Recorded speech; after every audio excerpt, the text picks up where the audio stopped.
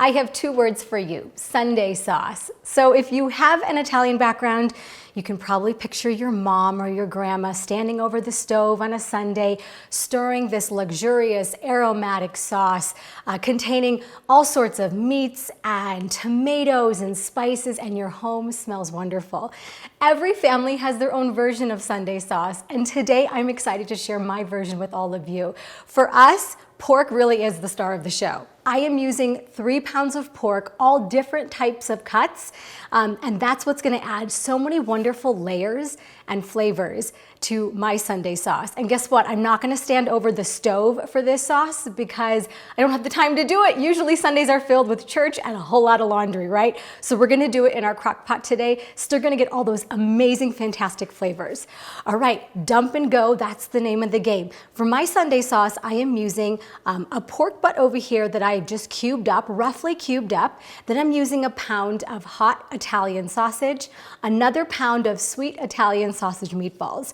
Great, this is 3 pounds, getting heavy. Let's pour it all in.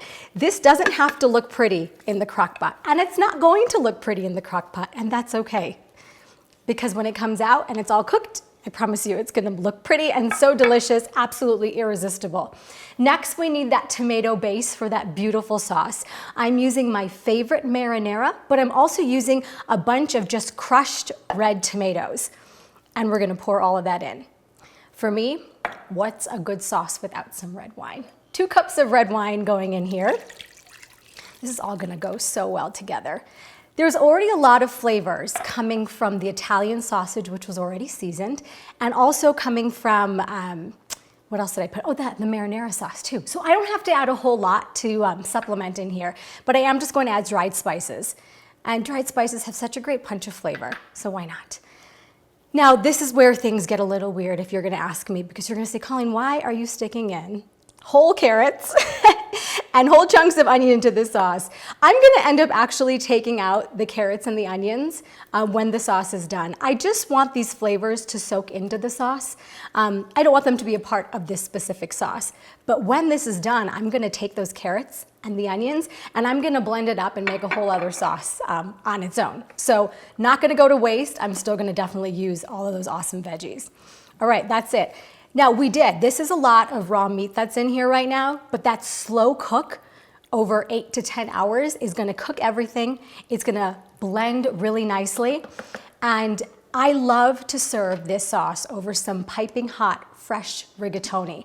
Those little slots in the rigatoni are going to fill with all of the Italian sausage.